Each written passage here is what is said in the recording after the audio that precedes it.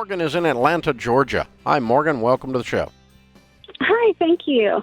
My husband and I both work in a volatile industry. We were introduced to your principles about 18 months ago and immediately went into storm mode. Since then, we've saved $50,000 and I started a second career. Unfortunately, we found ourselves feeling Dave-ish, wavering in and out of emergency mode as we found success with my second career, using that to pay off some debt, refinance our house, cash flow emergencies, and do some home improvements. We still have $65,000 in debt, though, and I'm wondering, can we continue on this path using my second career to finish paying off the debt and preserve our $50K we've saved, or is it time to just decide, you're either in storm mode or you're not, and let's get How do it you done. do home repairs when you're in a storm, home renovations when you're in storm mode?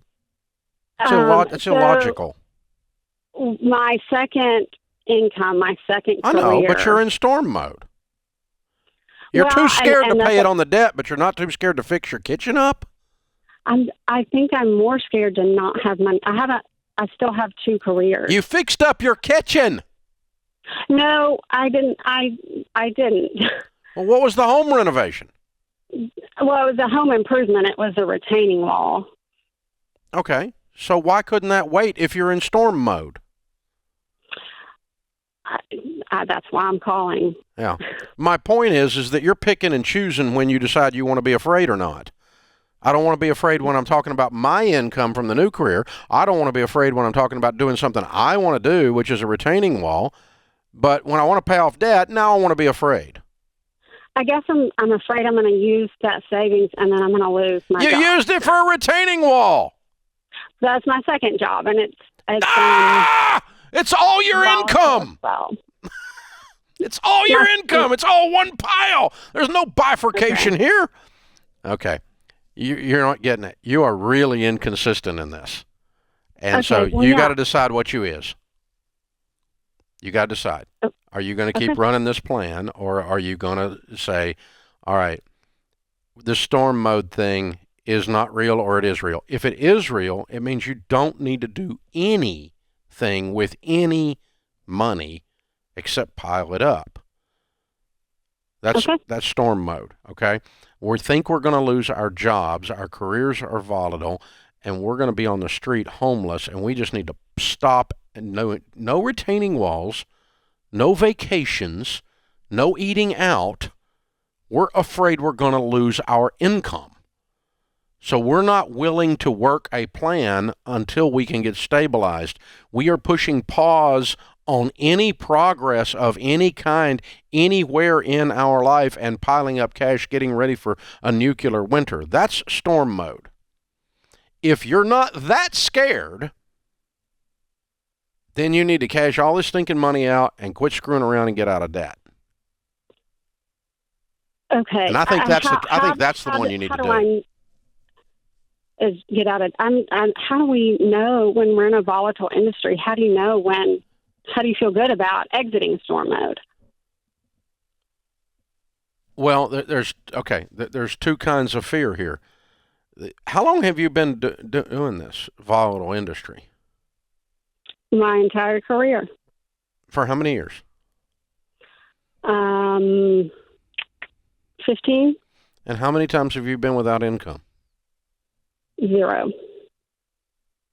Okay, so the volatile industry thing is a mythology. I hope so. No, honey, it's 15 years, and you've made money every year.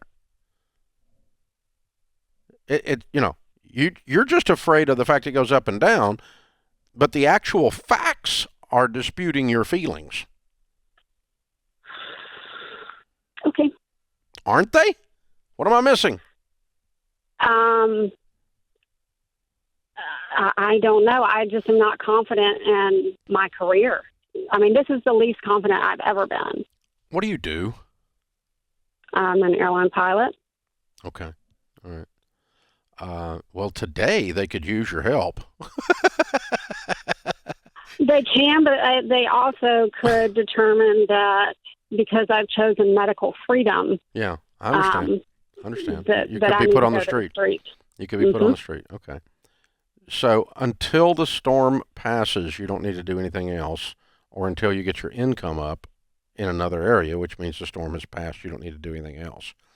And so I don't disagree with your conclusions or your stance or anything else. That's not the point. But for 15 years, the airline pilots have not been volatile.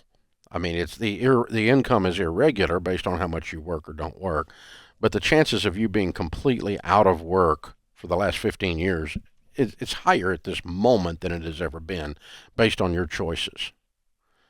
But I mean, airline pilot. So what? Okay.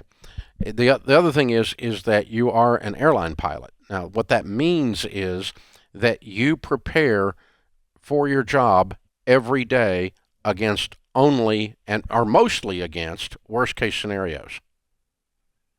Right. Everything you do is to avoid a crash.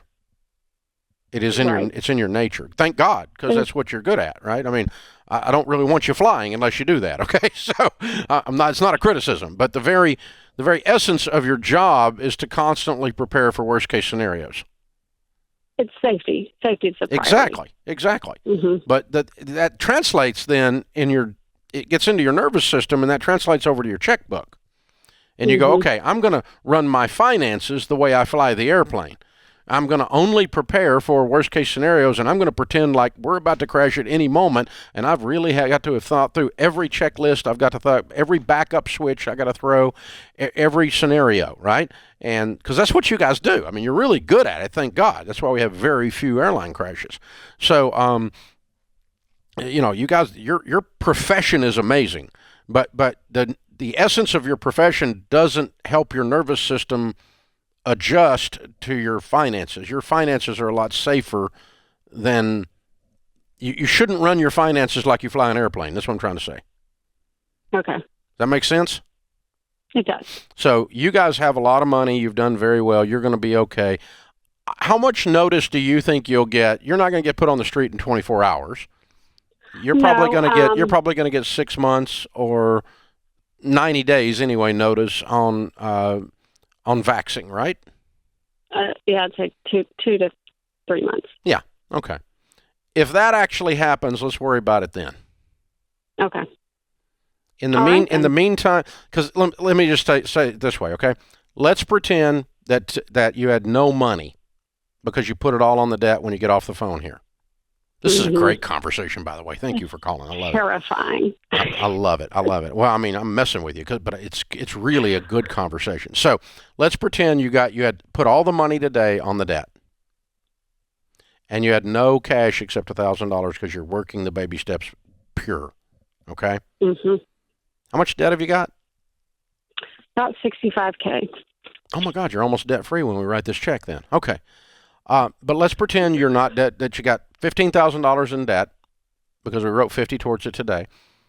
And you got the call tomorrow right after you wrote those checks and the money was already out the door that you got 60 days. If you didn't do anything at all for 60 days except pile up cash, you'd have a really big pile of cash in 60 days, wouldn't you? We could come up with some, yes. Yeah. I'm talking about you do nothing. No retaining walls, no going out to eat, no nothing. And you use all three sources of income and you just do nothing. And you pile up cash because it's an emergency.